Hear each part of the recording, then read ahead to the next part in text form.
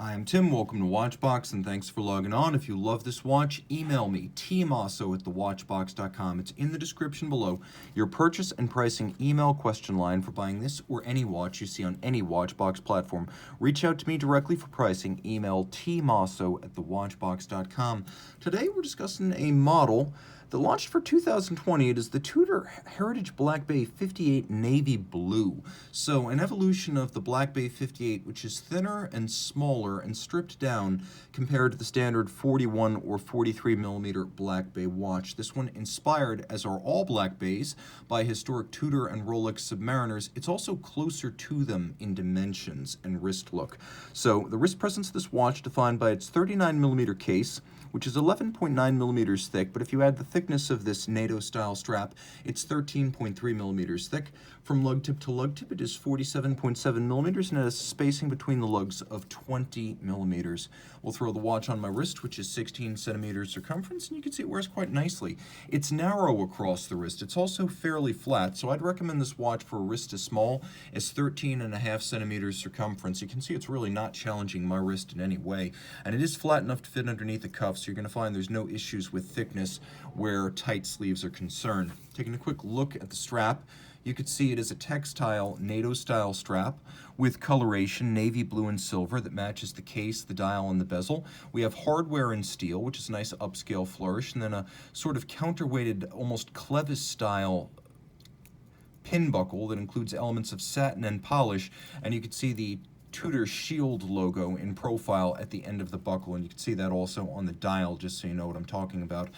It is a wonderfully easy textile strap to live with because it doesn't use the swan's neck locking system of standard NATO. It uses more or less a standard pin buckle, and you can see this is a brand new, uncrimped, ungouged Tudor factory strap.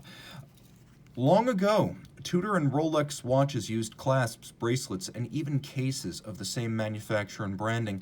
And back then, you would have had hand-laid bevels on the edges of the lugs. Well, these bevels are applied mechanically, but Rolex no longer applies them at all. So this is a look back to the way we were and the heritage of the company, which is broadly shared with Rolex. We have satin on the top of the lugs, polish on the sides, tapered lug profiles, and the lugs are actually quite thin when you view them end on.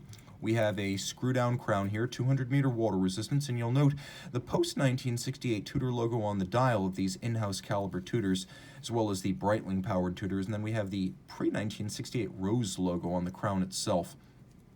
The bezel has a 60-click ratchet, and it has an anodized aluminum insert. We'll do a quick Lume Shot here.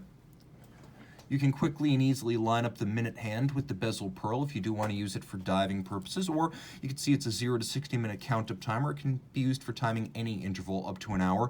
We have snowflake style hands, which means these hands look like the Tudor Submariners made from roughly 1968 through the mid-70s, and those are the so-called snowflake hands that you see right here. So quite a few nods to many different eras of Tudor watchmaking. These also pay deference and reference to the no-crown Tudor and Rolex subs of the 1950s with their chapter rings, their large crowns, their no-crown guard profiles, and this is very much an homage to that as well. You can see it's actually silver on navy matte blue printing for the dial, so the contrast is gentle but clear, and we have applique indices rather than the printed features you would have seen on true 50s, 60s, and 70s Tudor subs, so this is a more upscale look. Inside we have a movement that's made just for this model, which is unique because oftentimes you have small movements in big cases, and then if you make a smaller watch, you just put the small movement in with either a smaller or no movement spacer.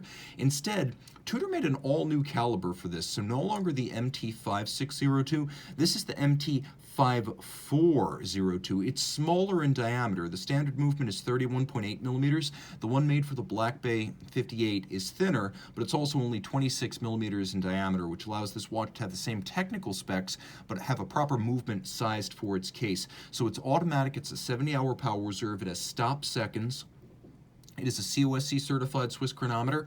For shock tolerance, it has a rotor bearing rather than a jeweled staff. It has a full balance bridge with a free sprung index for toughness and precise setting. And then it has a silicone hairspring, which is a technology Rolex and Tudor have, but Rolex only rarely pairs it with Rolex branded watches. It's more general on the Tudor watches. And of course, this watch does have that technology. Reach out to Team Mosso at thewatchbox.com for purchase and pricing details.